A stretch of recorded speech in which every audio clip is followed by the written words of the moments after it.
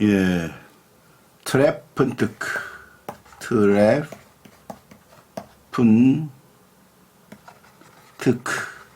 플라톤. 트레픈트크, 플라톤. 이번 시간에 강독할 지중해 철학 기행의 원래 제목입니다. 원래 제목이고, 이것은 뭐냐면 모든 길은 로마로 통한다라는 말이 있죠. 그 식으로 모든 것은 플라톤으로 통한다는 거야. 모든 것은. 왜냐하면 서양 철학이라는 것은 하이트헤드라는 영국의 철학자가 말하는 대로 플라톤 철학의 푸트노트, 각주에 불과하다. 너희들이 무슨 소리를 해도 그건 플라톤의 철학에서 벗어날 수 없다는 거야. 거기에다가 사족을 다하는 거에 불과하다는 겁니다. 혹은 그것을 해석하는 것에 불과하다. 이 정도로 플라톤이 광대하고 위대한 것이야. 그러나 이제 니체 같은 사람들은 뭐 엄청나게 공격하죠. 다 플라톤을 받아들인 건 아니야. 심지어 바로 직제자인 아리스토텔레스도 다 받아들이는 건 아니니까. 어쨌든 이 지어리가 클라우스 헬트라는 사람인데, 잘 모르는 사람인데, 어쨌든 이 그리스 사상, 그리스 철학 사상을 또 나름대로 시각으로 지중해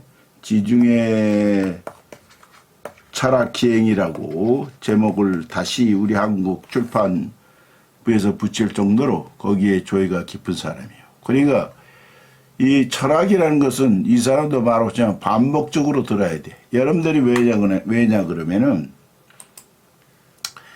우리는 각기 이제 언어로 사는 존재들이에요. 언어로.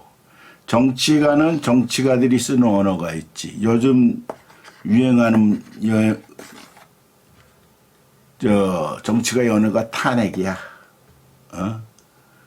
탄핵, 뭐 계엄 이런 얘기들이 나오죠. 그러나 일상에서 시장에서 장사하는 사람들은 이런 얘기를 안 쓰고 이거 얼마요? 그 가격이 어쩌고 흥정하는 흥정의 언어들이야. 그리고 또 음악가들은 그 자기들의 그 음악계라고 우리가 말하는 그 세계 속에서 자기들만이 쓰는 언어가 있고, 의사들도 마찬가지죠. 의사들도 자기들만이 쓰는 언어가 있어서 우리가 이네들이 쓰는 그 전문 용어를 못 알아보는 경우가 많지. 또 종교가는 종교가다. 그러니까 다 이렇게 언어에 의해서 계급이 정해진다고. 언어에 의해서. 이 건달들은 이 자식 저 자식 하면서 윤석열이 같은 새끼들이 말하자면 건달 세계의 언어란 말이야. 그렇게 언어로서 계급이 정해지기도 하고, 또 하나 언어가 아니라 이런 그 자기가 자라온 그 분위기 있죠. 분위기. 자기가 자라온 환경. 그러니까 브루디에가, 내가 앞서 어떤 강좌에서 한 말이에요. 브루디에가 그것을 아비투스라고 했어. 아비투스. 영어로 말하자면 습관, 헤비트죠. 헤비트. 아비투스란 말을 했는데 이게 이제 습성이야. 여러분들이 예를 들자면 우리나라만 보더라도 강남 땅에 사는 사람들, 나도 얼마 동안 강남에서 산 적 있지만 집값이 쌀 때 빠져나오니까 집값이 엄청 오르더라고 말이야. 우리 어머니가 1년만 더 사셨어도 나도 부자 됐을 텐데. 그러니까 내가 지금 재물복이 없는 것입니다. 내가 여복이 있다고 하는데 아름다운 여인들은 많이 만나보지만 재물복이 없어. 그래서 이거 아주 늘 고통을 받고 있는데 어째 팔자가 그런 걸. 어쨌든 이 강남 땅에 사는 사람들이 이 소비 성향이라든지 이네들이 취향, 취미라든지 이렇게 전부 다르다고. 예, 다른 곳, 강북에 있는 사람들보다 다르다라는 거지. 그러니까 이 다르다는 이 취향이 결국 계급을 나눠요, 또. 이게 불편한 진실이라고 그랬어. 우리가 계급이 없다고 하지만 그렇게 나눈다고. 이네들은 또 항상 자기들에게 세금 정책이나 이런 면에서 자기들에게 유리한 이른바 보수 정권을 늘 지지해. 군사 정권이든 뭐든. 왜냐하면 보수 정권이라는 것은 그 토대가 부자들을 토대로 하고 있단 말이에요. 상류층을. 중산층도 아니고 상류층을 토대로 하고 있기 때문에 이네들은 늘 계급 투표를 한다는 거죠. 말하자면. 이게 뭐야. 자기들 계급에 유리한 투표를 한단 말이에요. 나라 걱정이고 뭐고 이런 거 소용없어. 또 전부 다 뭐 평등하게 살아보다 이런 데도 관심이 없는 사람들이야. 아주 이기적인 것이지. 그렇다 해서 뭐 강북에 있는 사람들이 계급 투표도 이 병신들은 더 병신들이지. 가난하게 살면은 또 이네들도 그런 계급 투표를 해야 되는데 자기들에게 유리한 정당이나 이런 것을 택해야 될 텐데 따라가요. 너도 무식한 사람들 있죠? 무식한 사람들. 그러니까 항상 그 문제가 뭐냐면 왜 무식한 사람들이 이런 상류층을 지지하는 정당에게 투표를 할까? 이게 항상 문제였다고. 이상하잖아. 그러니까 이 무식한 사람들은 자격지심이 있어서, 그때만은 자기들도 여기에 투표함으로써 자기들의 신분이 상승되는 것이라고 착각을 한다고. 잘난 체 하고 싶어 하거든. 내 투표권을 아주 멋있게 행사하고 싶은 거야. 계급 투표를 해야 되거든. 그렇지 못하다고. 이쪽은 계급 투표를 하는데 이쪽은 이쪽을 투표를 해요. 그게 노예근성이라고 그래, 노예근성.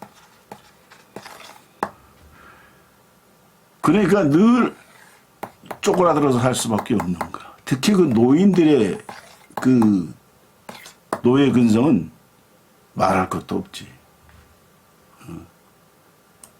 그러니까 이 민주주의가 되기가 그렇게 어려운 거예요. 자각하는 사람들이 없기 때문에 늘 그렇게 어려운 거야.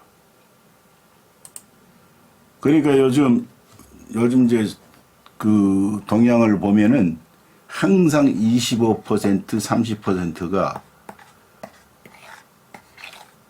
이 윤석열을 지지한단 말이야. 이상하잖아. 이게 지지할 정권이냐고. 상식적으로 세상이 어떻게 돌아가는지를 몰라. 내가 분노를 며칠 전에도 느꼈지만 우리가 지금 이제 앞으로 보세요. 제레미 리프킨도 그런 말을 했다고 하는데 최근에 내가 항상 말하는 거 아니야. 이제 우리는 고도의 문명을 이뤄놓고 뭐로 죽을 거냐면 뭐로 이제 우리가 고통을 받을 거냐면 식량 문제로 고통을 받을 겁니다. 앞으로 굶주림 때문에 죽게 될 거야. 이상하잖아. 이렇게 고도 문명을 만들어 놓고 식량 때문에 죽게 된다고. 이제 두고 보세요. 한 2, 3년이면은 우리가 무엇으로 고통을 받게 될 것인가. 식량 문제로 고통을 받게 된다고. 자, 우리나라의 그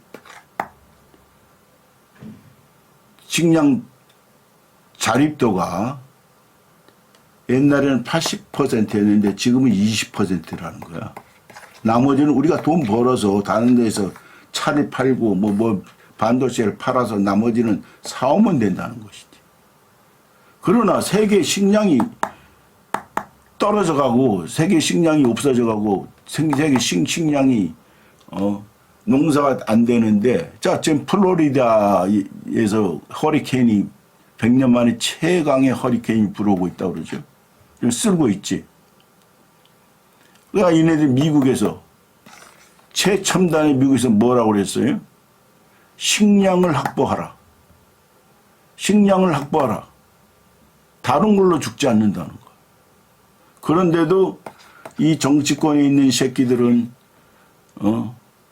뭐가 어떠니 뭐가 뭐 명태균이니 뭐가 어떠냐 하면서 이걸로 허구한 날을 그걸로 보내고 있다고.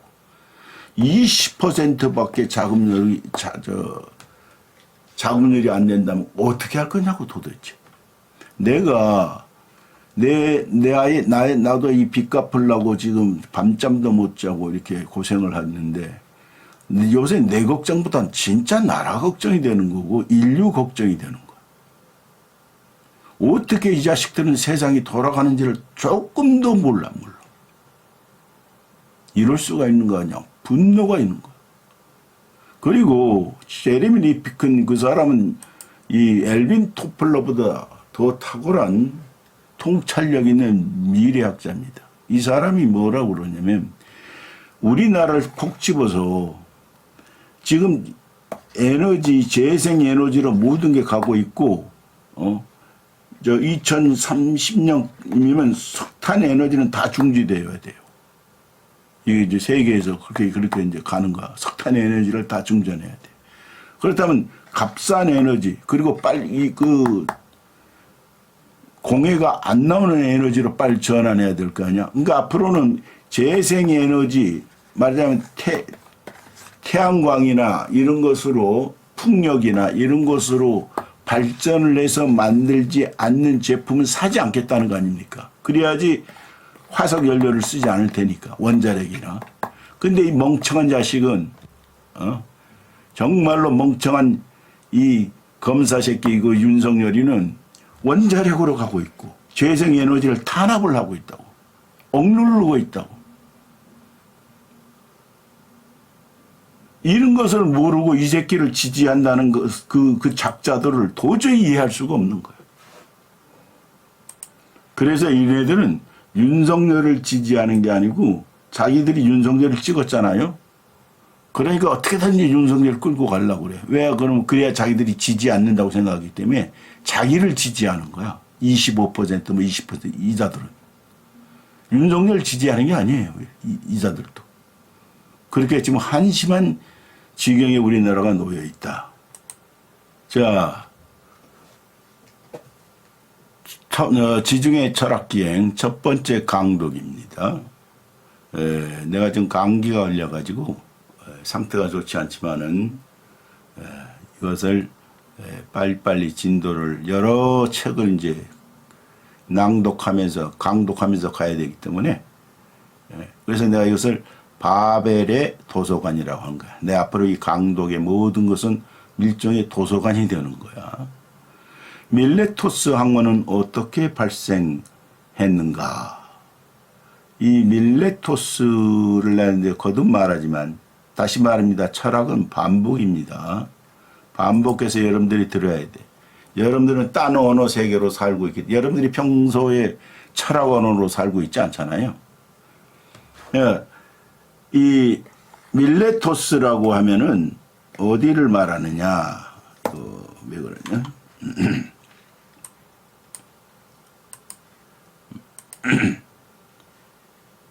밀레토스라고 하면은 어디를 말하느냐? 이 말을 안 듣나? 밀레토스라고 하면 어디를 말하느냐? 여기가 이제 쉽게 말하면 터키입니다. 터키.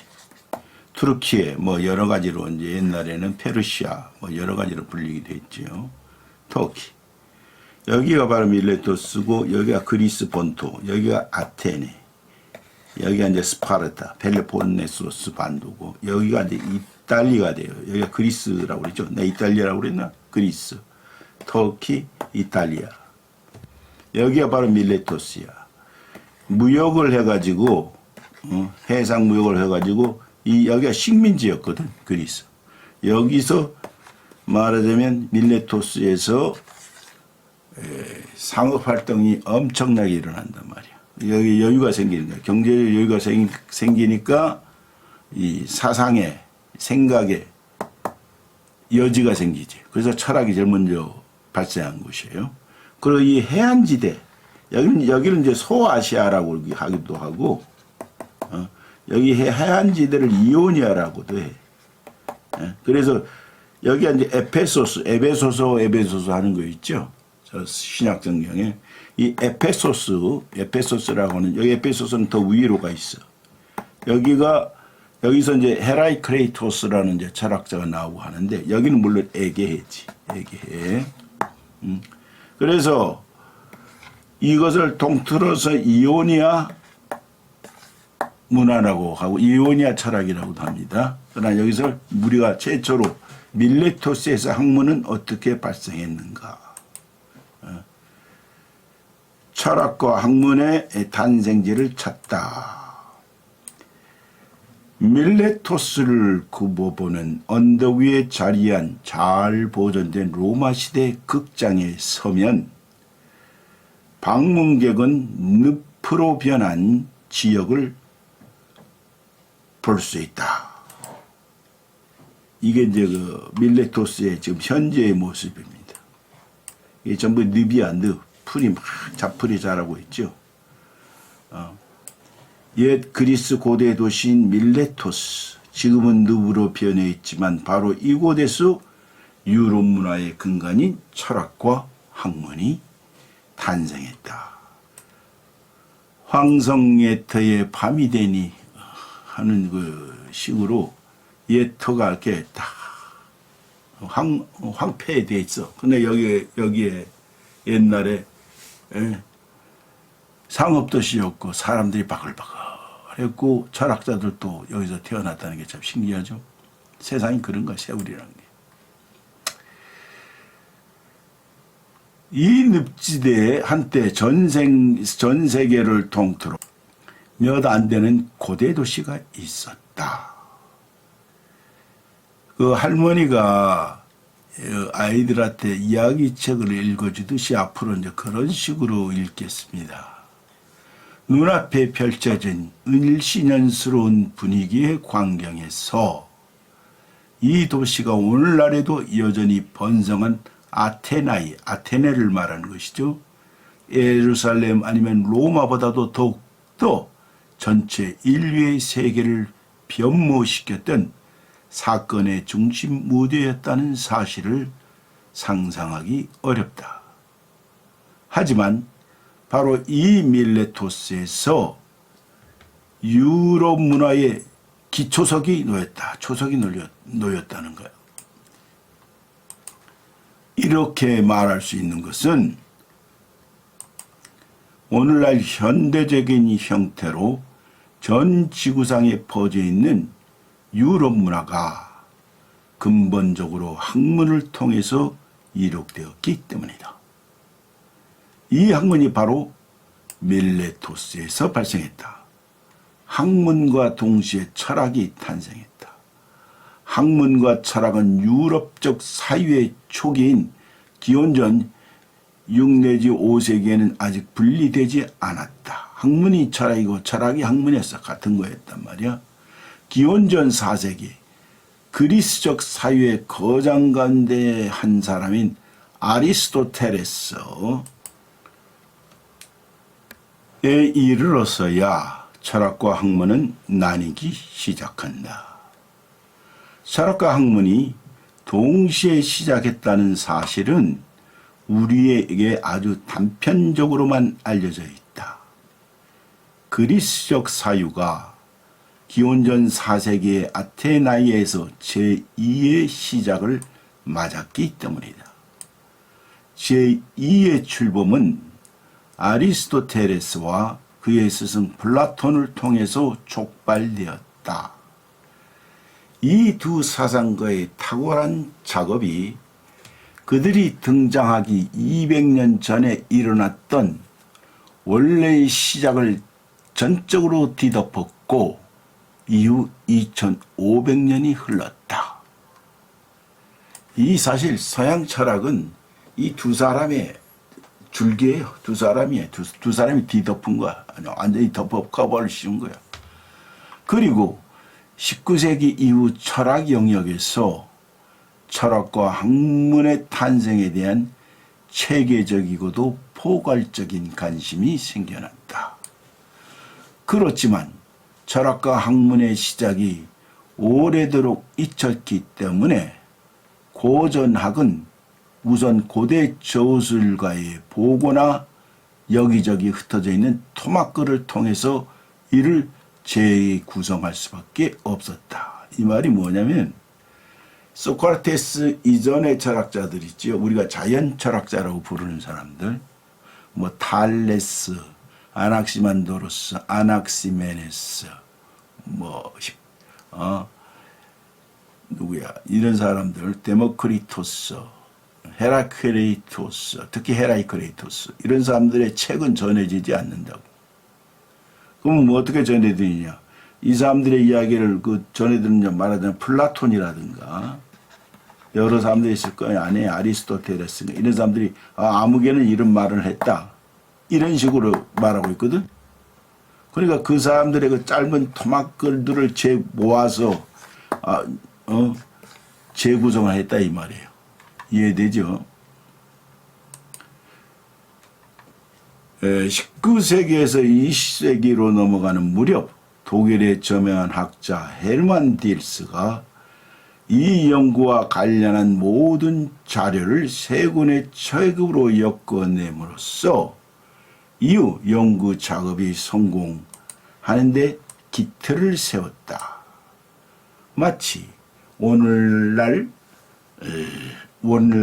범죄 수사를 방불케 하는 고전 학자들의 예리한 판단력 덕분에 학문과 철학의 시초의 윤곽을 대략 그려볼 수 있게 되었다. 밀레토스에는 기원전 6세기 전반과 중엽의 3명의 탁월한 사상가가 살았다. 이 정도는 외워두고 있어야 돼요. 밀레토스 사람들의 이름은, 이 밀레토스 사람들의 이름은 탈레스, 아낙시만도로스, 아낙시메네스이다. 이 순서는 그들 아이에 따른 것으로 정확한 생물 연대를 밝히기는 어렵다. 이 아낙시만도로스는 탈레스의 친구이자 제자라고 그래요. 그렇게도 알려져 있어. 다만 우리는 탈레스가 일식을 예고했다는 사실을 알고 있는데 현대 천문학으로 계산해 보면 일식이 일어난 일은 기원전 585년 5월 28일이다. 그러니까 이즈음에 이거보다 조금 앞서겠죠. 탈레스가 살았다는 걸 알 수가 있지. 정확하게 맞췄으니까. 근데 일식이 뭐야, 일식이? 일식이 태양이 있죠. 달이 태양을 가려. 이게 달이고 태양이야. 그러면 달이 가려버리니까 태양이 완전히 사라지게 되는 것이지. 그러면서 옆에 빛만 그래도 태양이 달보다 크니까 빛만 나오니까 사람들이 갑자기 하늘이 컴컴해지니까 태양이 사라지면서 먹히면서 뭐인가 검은 거에 먹히면서 그러니까 놀래는 것이지. 그게 일식이잖아요. 그러므로 일식이 있던 이 시기에 탈레스는 성인이었을 것이다. 어린이였을 것이다. 우리는 탈레스의 친구이자 제자인 아낙시만도로스의 조수를 통해 철학사의 첫 문장 혹은 첫 명제를 전해받고 있는데 이에 대해서는 나중에 다시 이야기하겠다. 밀레토스의 정신적 삶은 위대한 시작 이후에 위대한 시작이란 뭐겠어요? 탈레스, 밀레토스 학파에 의한 철학의 시작을 뜻하는 것이죠. 철학이 시작됐다. 이후에 중단되지 않았다. 6세기 후반에는 여기서 히스토리가 뭐 히스토리, 역사를 말하죠. 히스토리아라는 탐구가 생겼는데 이것은 5세기의 역사의 아버지 헤로도토스에 의해서 정점에 도달했다. 헤로도토스가 히스토리아라는 말을 처음으로 사용했어요. 근데 이게 역사라는 뜻이 아니고 탐구라는 뜻이었어요. 탐구. 우리가 지금 역사를 공부하는데 말하자면 그것은 탐구를 하는 거야. 우리는 이 탐구를 헤로도토스 이래로 역사학이라고 부른다.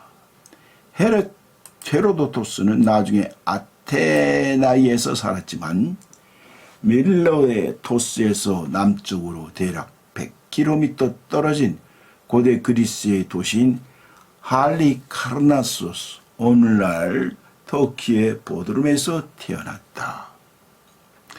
고대 이곳은 유래를 찾아볼 수 없는 예술적인 무덤으로 유명했다. 바로 마우솔로스 왕의 무덤으로 기원전 351년에 건설되었다. 이 무덤은 왕의 이름을 따서 마우솔레움이라고 불리는데 그리스 사람들이 소아시아 해안지대의 식민 도시를 건설한 이래 고대 후기에 이르기까지 이 지역의 만개한 문화적 삶을 보여주는 빼어난 상징물이다.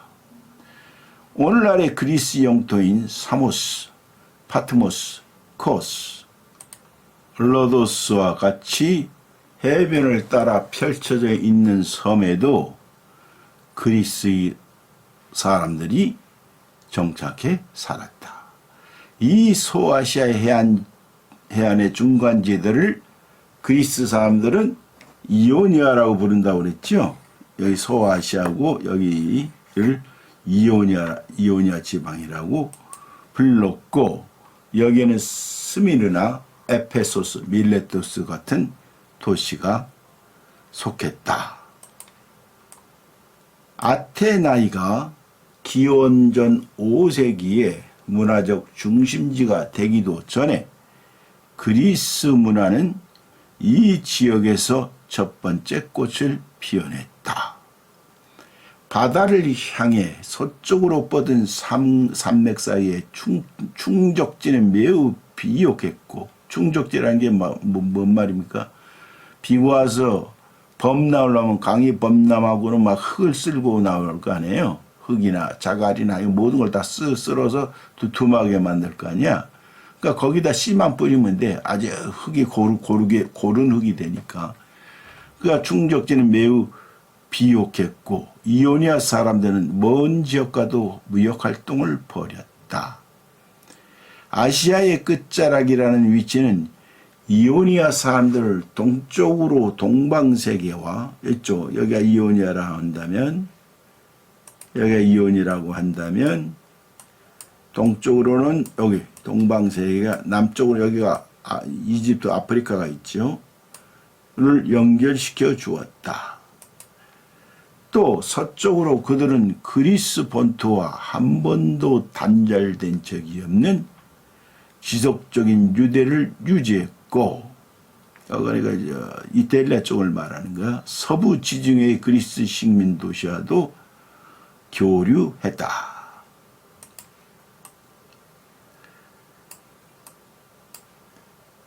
이러한 접촉을 뒷받침해 주는 것은 이오니아 지방 출신의 초기의 두 사상가 사모스섬 출신의 피타고라스와 스미르나 근처의 도시 콜로폰 출신의 크세노파네스가 생애 후반부를 그리스 문명권의 다른 쪽, 곧 남부 이탈리아에서 보냈다는 사실이다. 너무 개방적이고 역동적인 이오니아 문화의 중심지는 부유한 항구도시 밀레토스와 에페소스였다. 이 두 도시의 풍요로움으로 시민 가운데 일부 계층은 기원전 6세기에 최초로 일상적인 생계를 넘어서서 어떤 것을 깊이 생각할 수 있는 여유를 가질 수 있었다. 이거 여유를 갖다가 스콜레라고 합니다. 스콜레. 그러니까 일상적인 생계에서 벗어나야 돼. 그러니까 이 생계의 유지를 위한 것을 기본소득 공짜 돈으로 해결하자는 것이 공짜 사상이에요.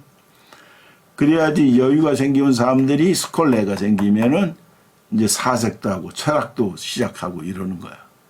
그러니까 오늘날 철학이 없다, 철학이 없는 시대다, 철학이 빈약한 시대다라고 하는 것은 먹고 살기 바빠서 그래. 아리스토텔레스는 약 300년이 지나고 나서 이때 이후에 여유를 가졌기 때문에 사람들은 철학하기 시작했다라고 이 사실을 정확하게 표현했단 말이에요. 그렇지만 사람들은 최초의 학문적인 물음을 제기할 수 있는 시간뿐 아니라 필요성도 지녔던 것이다. 시간만이 있어서 철학이 생긴 건 아니고 필요했다는 거야. 이 시간과 필요성은 다시 특별한 지리적 위치와 연관된다. 이오니아 사람들은 광범위한 무역 활동을 통해서 너무 달라 낯설기까지 한 문화와 접촉했다. 이게 중요한 거예요. 다양성의 접촉. 그러니까 그것이 너무나도 다양한 문화를 낳는다고. 이러한 접촉은 다양한 문제를 낳았는데 오늘날 우리도 이에 대해 잘 알고 있다.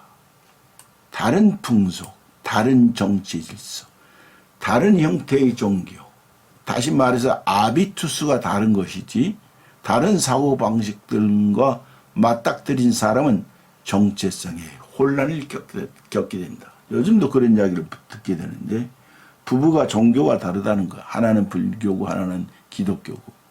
그러면 아비투스도 다르고 언어도 다를 거 아니야.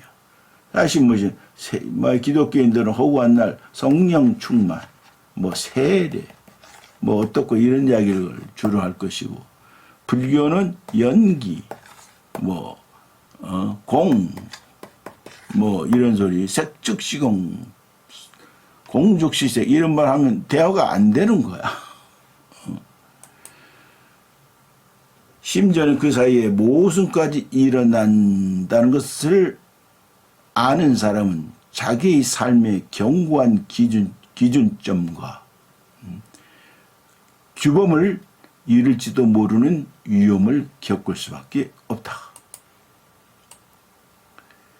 예를 들어 누군가에게 성스럽고 신적인 차원, 곧 종교적 영역이 인간의 문화나 전통에 따라 전혀 다른 것이 될 수 있다는 사실, 경우에 따라 공동체 생활의 질서가 아주 다르다는 체험은 그를 상대주의의 혼란으로 빠뜨릴 것이다.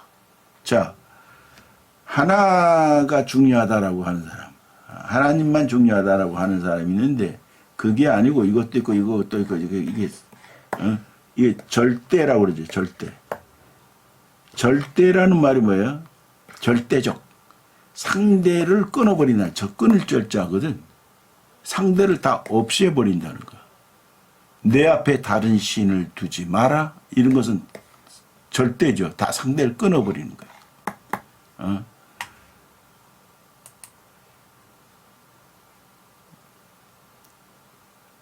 그는 어떠한 학관 규칙도 변하지 않는 어떤 기준도 더는 유지할 수 없다고 생각할 것이다. 사람들은 보통 지속적으로 지켜야 할 것, 불변하는 규범이 하나라고 여긴다. 사람들은 상대주의를 피하고자, 즉 다양성을 피하고자 누구도 비켜갈 수 없는 하나의 정치 질서, 누구도 벗어나서 안 되는 하나의 신관, 이건 다 다양성을 다 부정하는 거야. 하나를 강조하게 되면 모든 이가 존중해야만 하는 하나의 교육 형태 등을 내세운다. 다양한 체험 덕분에 정치적으로나 개인적으로 다른 문화에 매우 개방적이었던 이오니아 사람들은 아까도 말했죠. 이오니아가 자꾸 부유하고 또 개방적이었던 것은 무역을 하러 막 돌아다니니까 그런 종류의 모든 통일성, 즉 단일성, 하나주의에 말하자면 의문을 제기했다. 그러니까 세계의 여러 것을 다양한 것을 돌아봤다는 것은 뭐예요? 우물 안의 개구리가 아니었다는 것이죠.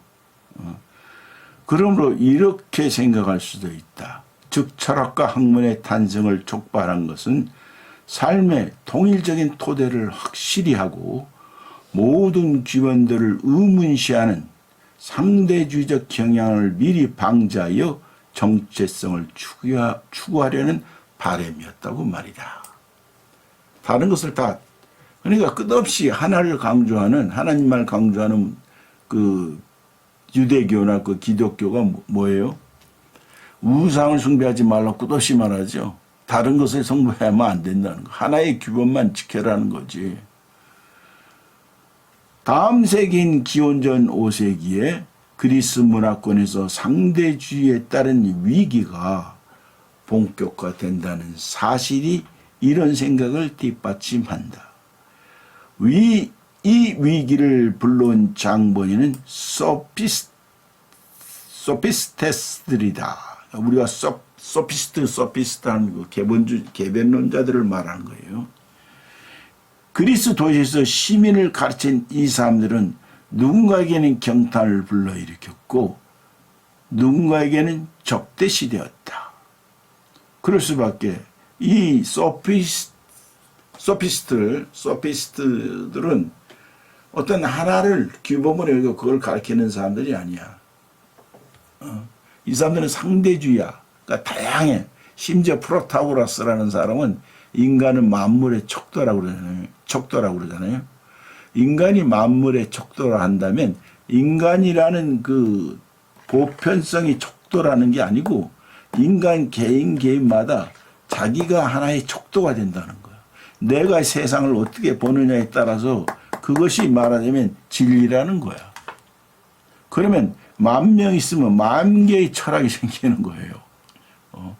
그 사람의 이 철학을 만든 잣대를 철학이라는 것을 재고 기준을 재는 그 잣대를 자기 자신이 갖고 있다는 것이기 때문에 타인이 재주는 게 아니라는 것이죠.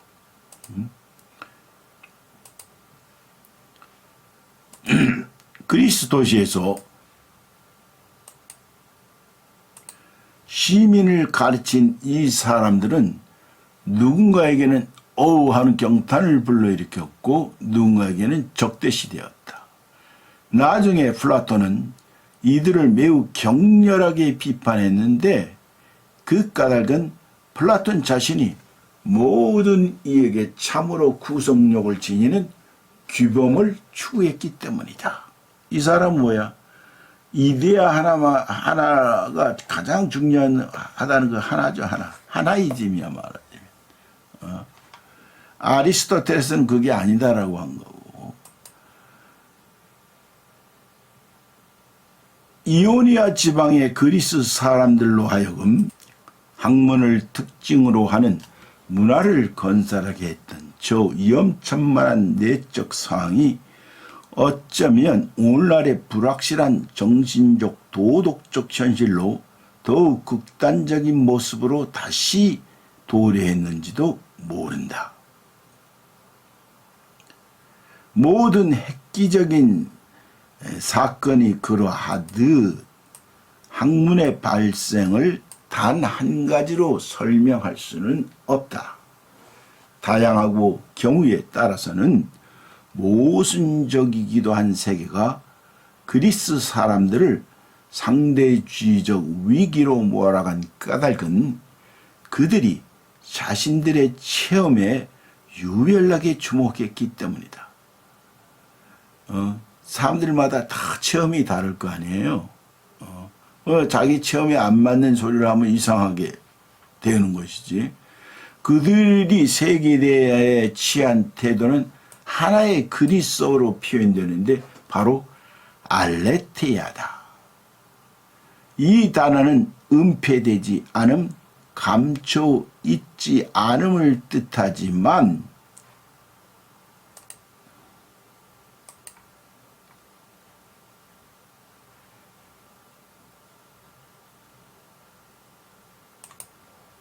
그것은 이제 진리로 번역되는 거야.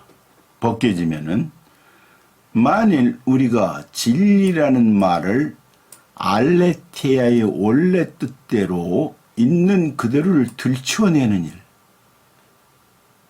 빨가벗기는 거야. 말하자면 모든 은폐를 제거하는 일로 이해한다면 그리스 사람들은 분명히 진리를 추구했다고 말할 수 있을 것이다. 그러니까 일본인 그 사상가가 이 철학을 필로소피아를 철학이라고 했던 것은 이 밝을 철자라고 그러죠. 어두운 것을 밝혀내는 거야, 밝게. 그러니까 오히려 알레테이아의 해석이라고 봐야 돼, 이 철학은 사실은. 우리가 진리에 대한, 지혜에 대한 사랑. 물론 그것도 해당되지요. 지혜를 사랑하기 때문에 드러낼 거 아니야, 은폐된 것을 제거할 거 아니야.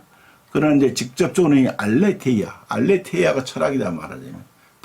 밝게 만드는 것이다, 태양처럼. 밝은 태양을 띄우는 것이야.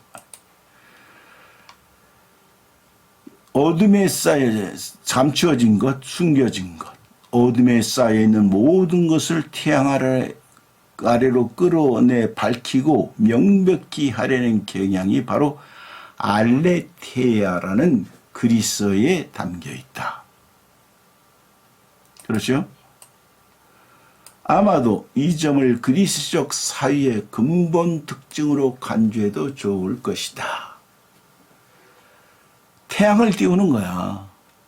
달을 띄우고. 알레테이아라는 단어가 지니는 은폐된 것을 드러낸다는 정신이 학문을 창안해내는 대부 역할을 했다. 그러니까 이 아는 것이 힘이다라고 훗날을 아주 이제 뒤 훗날에 프란시스 베이컨이 말한 것도 자연에 은폐된 것을 자연을 고문대에 올려놓고 그것을 드러내야 된다는 것. 그 자연의 이치를 말하자면 밝혀내서 그 물리의 이치를 밝혀내야 된다는 그 사이언스 정신이죠. 그것을 여기서부터 시작됐어. 밀레토스에서 학문이 첫 걸음마를 떼기 전에도 세계를 개방적인 눈길로 바라보는 위대한 그리스 사람들은 근원적인 삶의 갈증으로 가득 차 있었다. 이게 중요한 거. 이 점을 그리스 사람들의 꽃병에 그려진 그림과 조각상에서 확인할 수 있다. 개방적인 눈길로 그 근원적인 삶에 대한 갈증이 있었다는 거지. 그러니 철학자들이지 말하자면 그리스 사람들은 모든 것에 빛을 비추어 밝히려고 했고 또 모든 것을 보려 했다.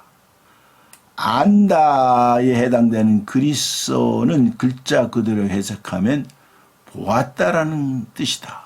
그 이데아도 그런 뜻이에요. 이데아. 본다는 뜻에서 나온 거야.